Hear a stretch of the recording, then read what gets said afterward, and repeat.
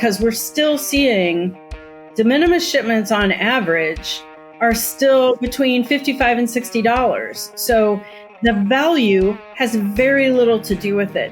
What it did was it raised that in the consciousness of the importer. Before we get started with the show, here's a quick word from our sponsor, Global Training Center. As trade compliance professionals, you want to make sure that your procedures and documentation are completed as correctly as possible to avoid any delays and possible fines. We provide a range of trade compliance courses that will fit your needs. From in-person or web training to recorded on-demand courses, we can train one or even thousands on your team through your learning platform or on our portal. We can even customize a private session for your team. Go to globaltrainingcenter.com to find out more. I loved how you were busting out the fallacies of some of the assumptions and come back around to some of this. But, I've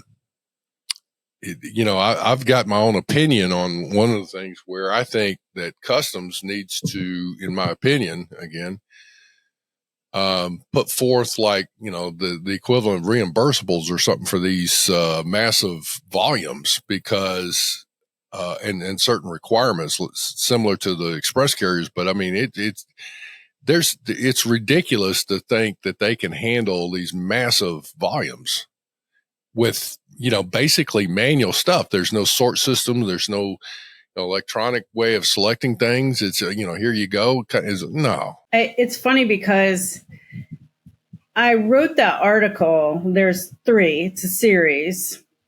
And my original intent was just to address some of the issues, because I was hearing so much false information out there. And what was really concerning to me is some of the legislators started repeating some of these fallacies about what de minimis really is and what the intent was. And I was getting lots and lots of phone calls from different press outlets and different individuals asking what my opinion was and to help them educate themselves.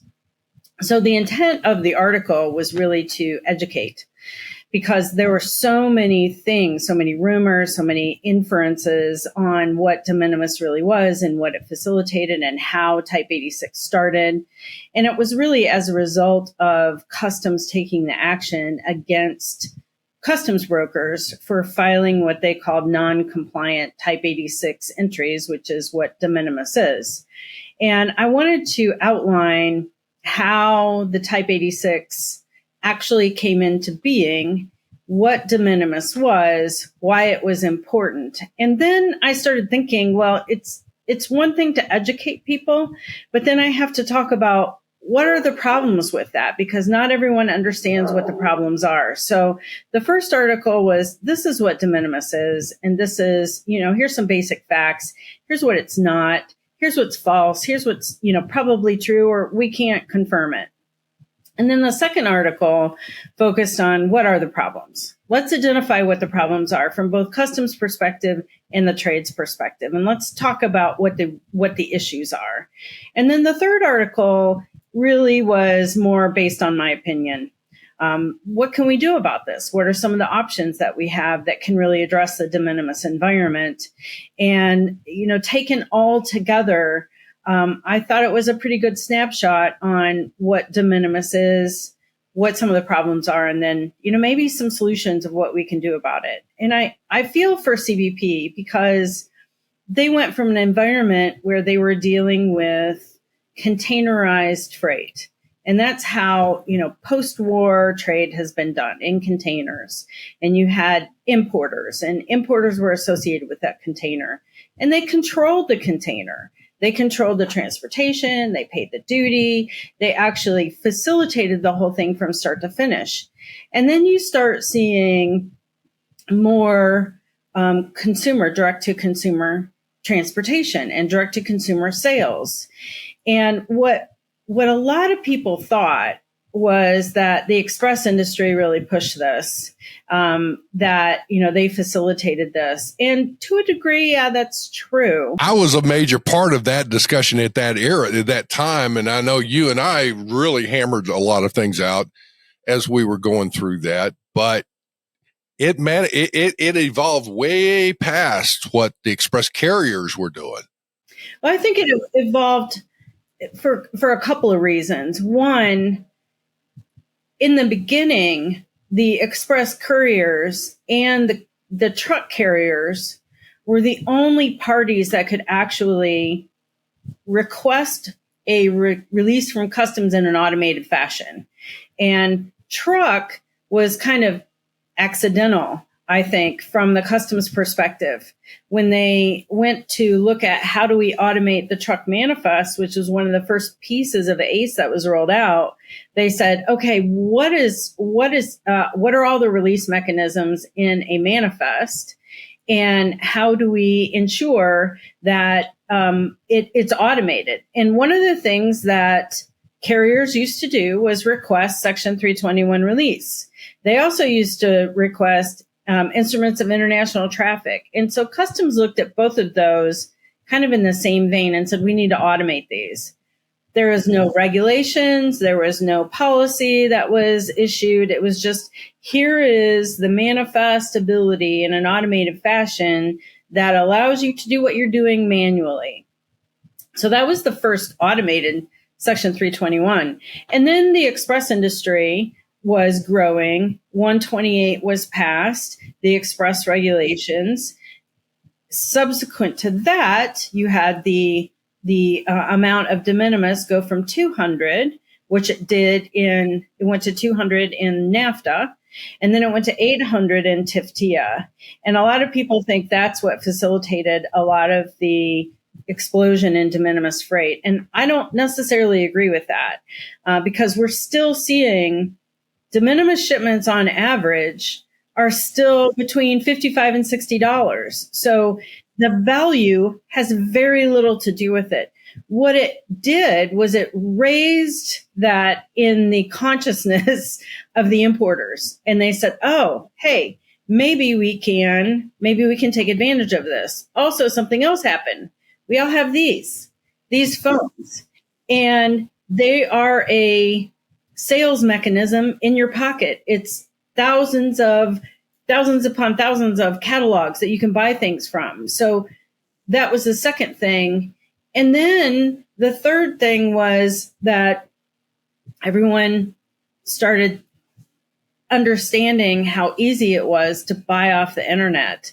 Amazon came into prominence, and there was a mechanism to deliver that. And as Amazon grew in their direct-to-customer sales, a lot of the other retailers started doing direct-to-consumer sales.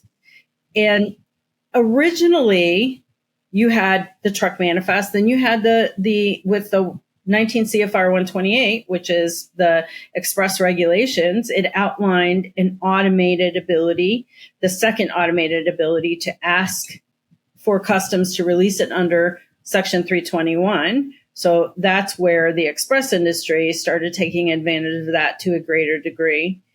And then you have this explosion in direct to consumer. And this was even before COVID. Customs actually came to the COAC when I was on that, the Commercial Operations Advisory Committee. And Customs, the executive assistant commissioner, came and said, we need help. Our officers need help.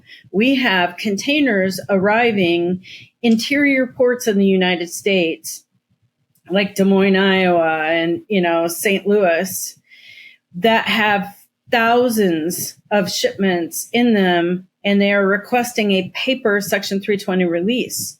So these were shipments that were big box retailer to big box retailer, and it was an importer to importer, type of scenario. And that big box retailer actually controlled that entire thing. And they discovered, hey, we can do direct to consumer shipments. People can go online, they can go in the store, they can order this, whatever, dress, shirt, shoes, whatever, online. And we have the ability to deliver to them directly. And so they knew that they could take advantage of Section 321. That meant that they were bringing in goods that they knew were selling. So they didn't have inventory costs. They could reduce distribution centers. They could reduce taxes because they aren't actually holding goods in the United States, and it's a sale when it already comes in or when it reaches their distribution center. Customs was opening these, and there were thousands of individual shipments. And before, how Customs addressed that is they would have these importers give them spreadsheets with all of the information, and Customs would download those spreadsheets into the old entry system, and they would be able to be released in a semi-automated fashion. Well, what happened was that old system got retired at Customs. So they could no longer release freight like that. And that required the customs officers to input every single one of those 4,000 shipments in the targeting system. And, there was no way that they could do that because you have 1, 2, 3 person offices at Customs because they'd have 20 or 30 containers, a week. And one customs officer can address that if it's a whole container. But when you're talking about, a whole container, even if it was 10 containers and there were 4,000 each, now that customs officer is putting, 400,000 shipments in themselves. That's where I'm having a problem, where it was my understanding out of all the, redesigning of the entry process, the clearance process, the different things that were going on. How is it that on these sections that I was under the impression that Customs was going to be requiring electronic manifest to be transmitted into the system, and somehow it's circumvented that? How is that? No, it didn't really circumvent it, because if you look at how manifests are transmitted, that was really the driver. For truck, you have to list every consignee. For air, you list every consignee. In ocean, you list the master is who actually the goods are being delivered to. And then if you have house bills or sub-house bills, then you list those consignees. And the way the transaction was structured was it was still big box retailer to big box retailer for the transportation. So it said that warehouse. In air, same thing. If you had big box retailer sending a shipment to big box retailer, that's who the consignee was. And it wasn't until it got to the distribution center that the actual sale happened. So the sale was structured to actually not be sold until the goods arrived in the United States. So they didn't have to list each of those individual consignees because the sale was structured in a manner where the big box retailer was still the importer. And so Customs was not happy with that. They weren't happy with that. Those goods are cleared into the commerce under an entry. So a big box retailer on the bill of lading to a big box retailer, and they're going to tender a formal entry because of all that. Let's just say, okay, I don't have a problem with that. But if they are looking at individual shipments and their master says box retailer to box retailer, but they are wanting to clear that into the commerce then after that under a Section 321, then to me, I'm like, oh, all bets are off. You have to transmit all those individuals along with the commodities and all of that. Why is that not the case? They didn't have to do that on the manifest. The manifest rule said you only had to list who it was being delivered to. So it was being delivered to the warehouse. And that's why you have it, and because it was not an automated manifest release request, the manifest served only in a normal manifest environment to tell Customs where it's coming from, what's in the box, and where it's going to. And it still did that. It just said it was going to this distribution center. And what happened from there was that spreadsheet was the entry request. So the entry request was not married or incorporated into the manifest filing. It was two separate things. So you have a manifest filing going to the warehouse. Then you have an entry request for release. That was that spreadsheet with all the individual consignees. So that's what the difference was. That's how using a spreadsheet was the connotation of how to somewhat, I won't say automated, but how to supposedly efficiently handle these massive thousands of shipments or hundreds of shipments in a container. All right. However, even with that, then there's the physical scenario of what I was hearing is that, okay, let's say that CBP wants to do a few inspections, spot inspections, just for the sake of saying, of what you're declaring, is it in there? And I guess the accusation is, well, we can't, there's like 2 boxes out of hundreds. How are we going to find that? I'm like, sorry, if that's how you're going to clear it, you need an automated way of doing it. Or if it takes you all day to unload that, and it shouldn't be on CBP's fault. Well, that's the way LTL freight works. Less than truckload freight works that way anyway. So you have one master carton, and then you have individual boxes in a carton. That's how less than container load freight works. It's just that these were smaller packages. So you had 100 in a skid instead of, 10 or 20.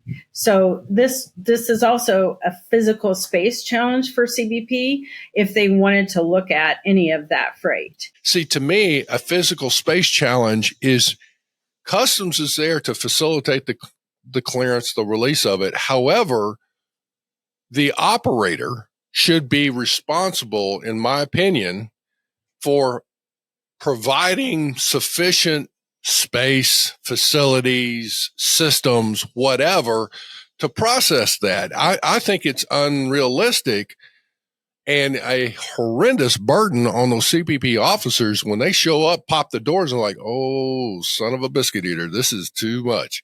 And it's like, to me, it's like, no, it's the operator's problem.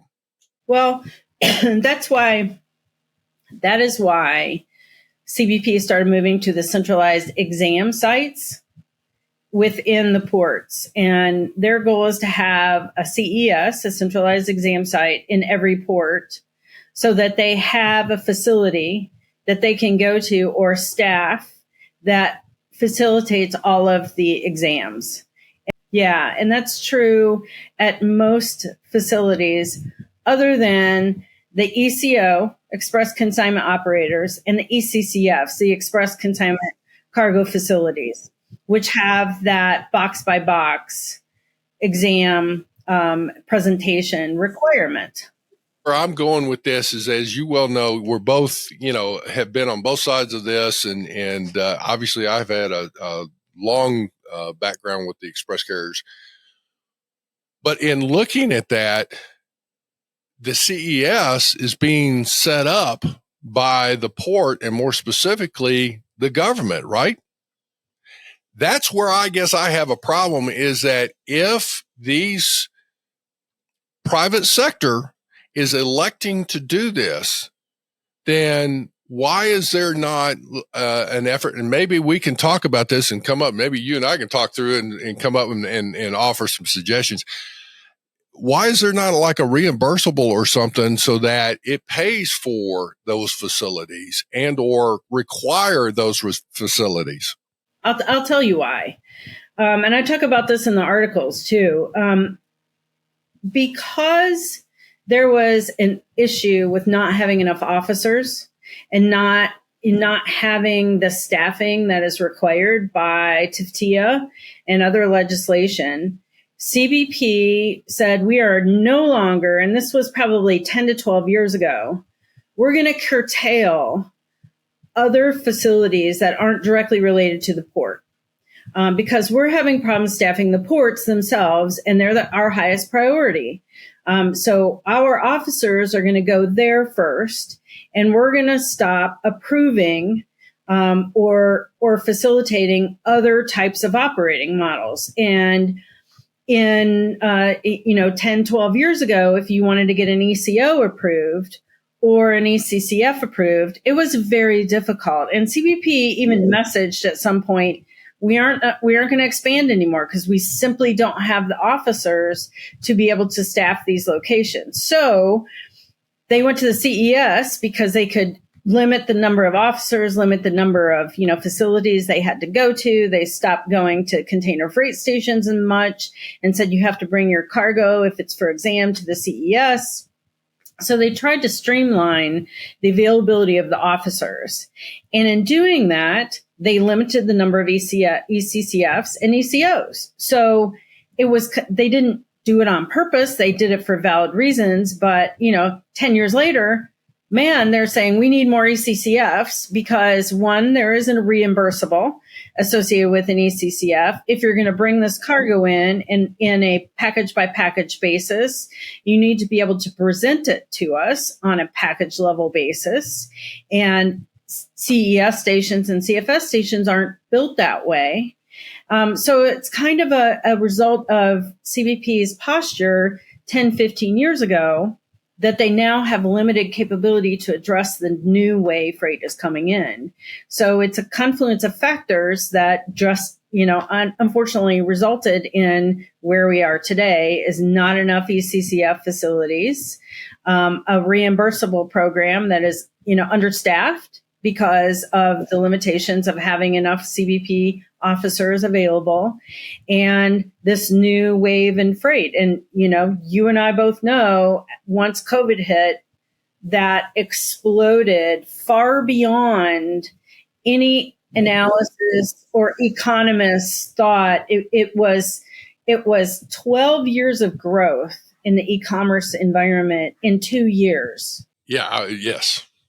And all right. So as we're talking through this, I guess where I want to go with this, one thing I want to address or make comment on is, again, that the issue, there's a lot of, and you mentioned it, where the express carriers, they pushed for a raise of the de minimis from 200 to 800. And that's where this all started from. And to your point, that's not it. But I will say that, again, I was personally, heavily involved in that era and did an analysis. And at the time, custom system was maxed out and there were still things coming through. And these low dollar entries were clogging the system with entries that had to be processed. So an entry, like let's say an informal entry of $250 shipment was standing in the way of a $25,000 formal entry. The system could only process so many. And when that de minimis was raised, when we analyzed that, the number of entries that were pulled out of the entry system that were being transmitted was astronomical. And it was to the tune of hundreds of thousands of entries less being transmitted per month, I guess, or even week. I don't know, just astronomical numbers. Now, as we progress on down through the road here, and the entry type 86 was designed so that, again, the thought was you didn't have to go through and do an individual entry for the section. It was for those for OGA clearance for an individual item. And yet now it's compounded itself. See, you're wrong. You're wrong about that. And that's what a lot of people actually think, is that Type 86 was developed to address the PGAs, and that's not correct.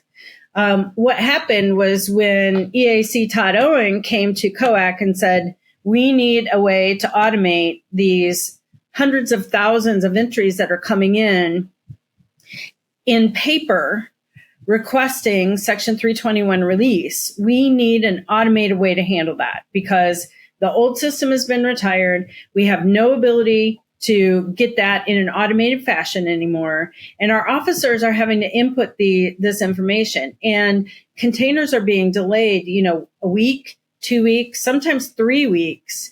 And customers are complaining because they're paying demurrage and detention, and customs isn't releasing their goods. And there's no way for us to automate that process. So at that time, we had a work group that was established with every different type of importer and every different type of carrier and all the brokers.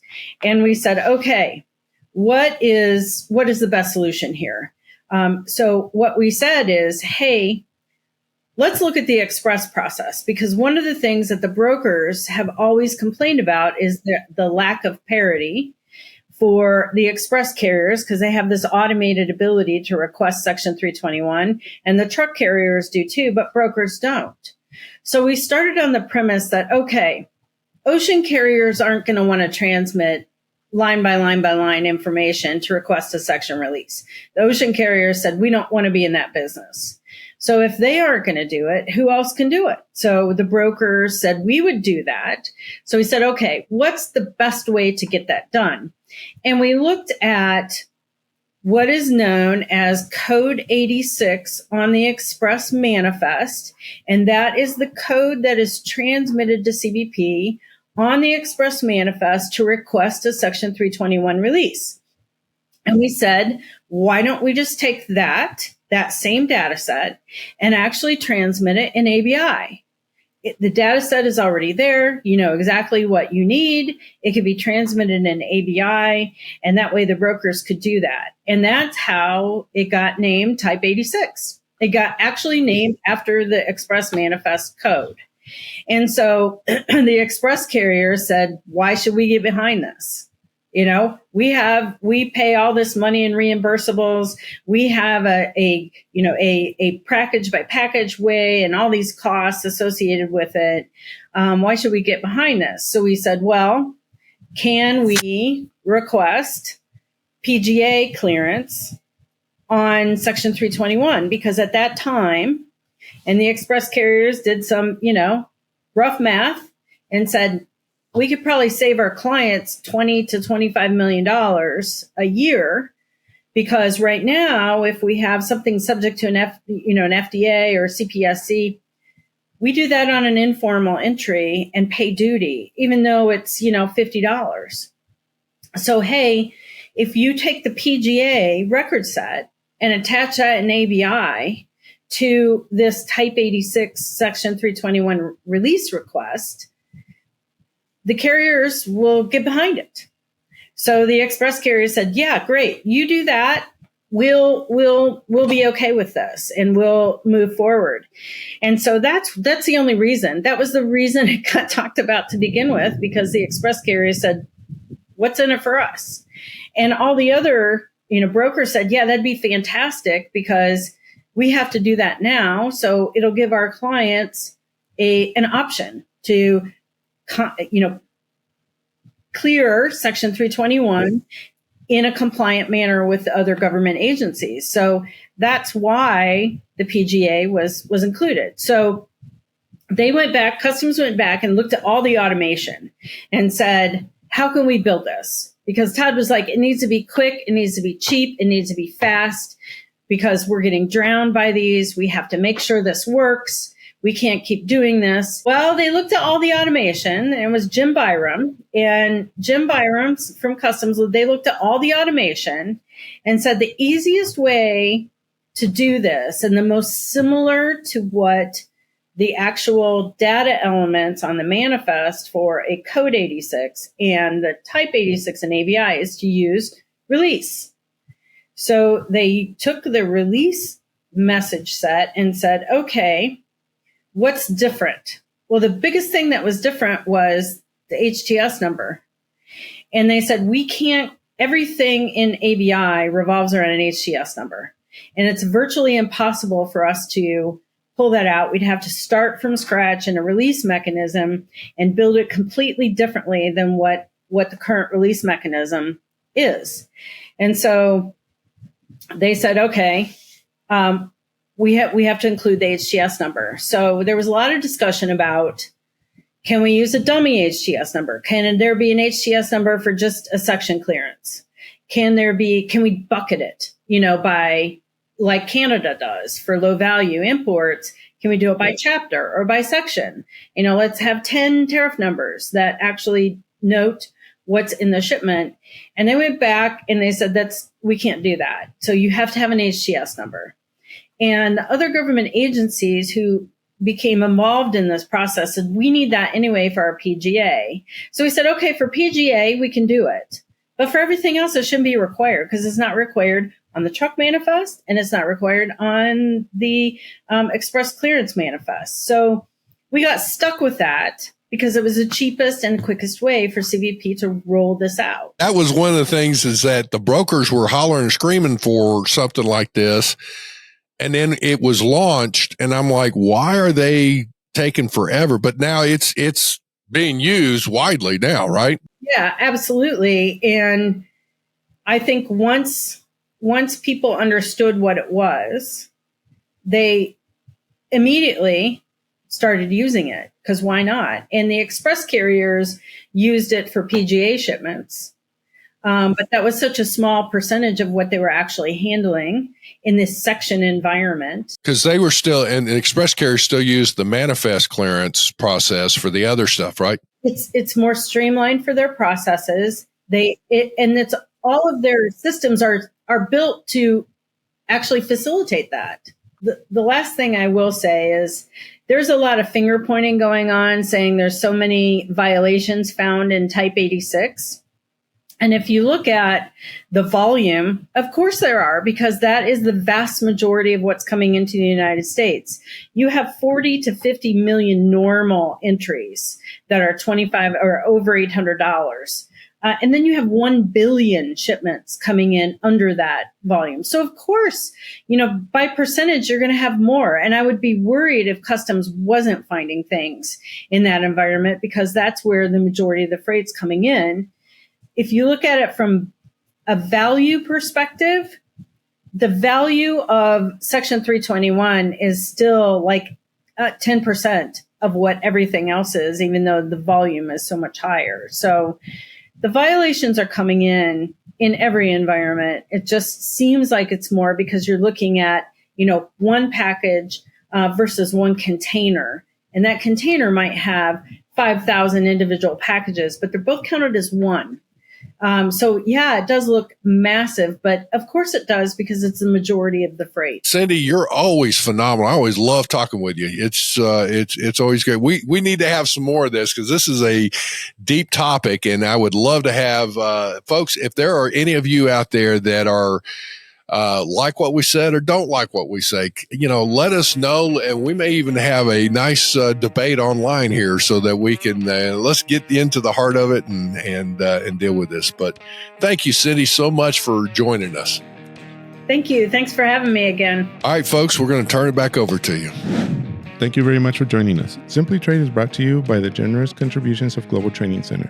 You can follow the show and GTC on LinkedIn or Twitter and other social networks. Make sure you check out the show notes in the description for a full rundown of today's show with all the important links. Also, make sure that you share this with a friend and subscribe on your favorite streaming platform. We really like hearing from you. If you enjoyed the show, make sure to rate and review wherever you listen to this podcast. If you or someone you know would like to be a guest on the show, or would like to sponsor Simply Trade, or suggest any topic you would like for us to discuss, please contact us via email at simplytrade@globaltrainingcenter.com, or you can DM us on Twitter at simplytradepod. Thank you again for the privilege of your time. Happy trading. Simply Trade is not a law firm or an advisor. The topics and discussions conducted by Simply Trade hosts and guests should not be considered and is not intended to substitute legal advice. You should seek appropriate counsel for your own situations. These conversations and information are directed towards listeners in the United States for informational, educational, and entertainment purposes only, and should not be substituted for legal advice. No listener or viewer of this podcast should act or refrain from acting on the basis of information on this podcast without first seeking legal advice from counsel. Information on this podcast may not be up to date depending on the time of publishing and the time of viewership. The content of this posting is provided as is. No representations are made that the content is error-free. The views expressed in or through this podcast are those of the individual speakers, not those of their respective employers or Global Training Center as a whole. All liability with respect to actions taken or not taken based on the contents of this podcast are hereby expressly disclaimed.